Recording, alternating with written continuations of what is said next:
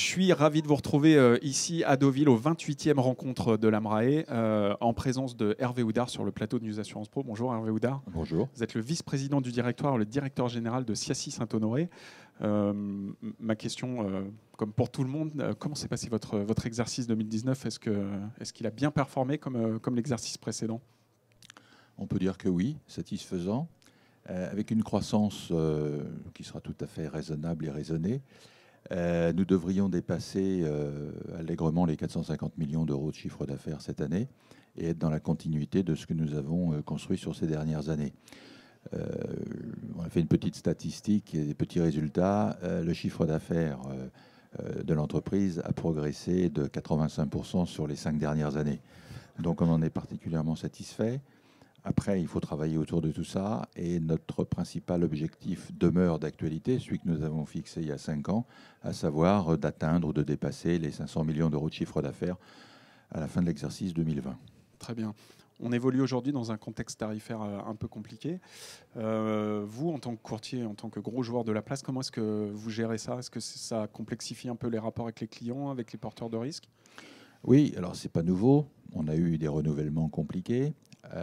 Ça faisait plusieurs années, 14, 15 ans, que ce n'était pas arrivé. Personnellement, j'ai vécu d'autres périodes, mais c'est une histoire de cycle. Les cycles sont beaucoup plus courts désormais que dans le passé.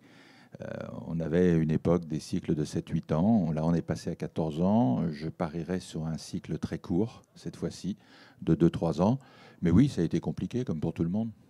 Est-ce que ça encourage les rotations de portefeuille pour le coup ? Est-ce que ça rend frileux les clients ? Est-ce qu'aujourd'hui vous êtes obligé de faire un peu plus pour aller les capter ? Sur les appels d'offres notamment ? Non, je crois que c'est une question de service. Si un client est satisfait de ce que vous lui fournissez en tant que courtier et si le courtier exprime toute sa valeur ajoutée au quotidien, il n'y a aucune raison d'être mis en cause.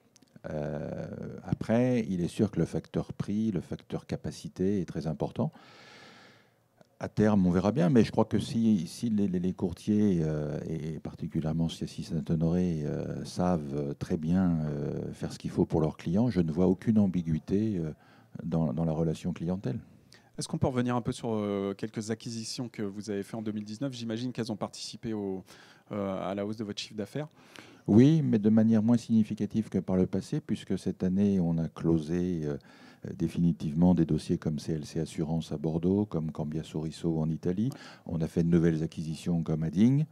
Je ne dirais pas qu'on va faire une pause, mais on aura des acquisitions beaucoup plus ou encore plus ciblées, soit techniquement, soit géographiquement, notamment en Europe, l'année prochaine, enfin cette année. Vous avez fait une levée de fonds récemment. Est-ce que c'est ça qui va participer peut-être à vos futures acquisitions ou pour d'autres choses peut-être à l'intérieur du groupe ? Oui, bien sûr, notamment. D'une part, on a fait cette levée de fonds. Pourquoi ? Parce qu'on veut continuer notre campagne d'acquisition et de développement pour renforcer notre propre réseau, Siaci Global Partner, que nous avons lancé il y a quelques jours.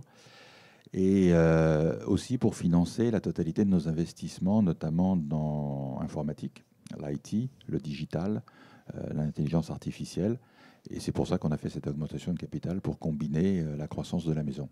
Vous parliez de Siaci Global Partners, donc c'est un réseau que je qualifierais à mi-chemin entre un réseau intégré et un réseau non propriétaire. Aujourd'hui, quelle est votre ambition à l'international ?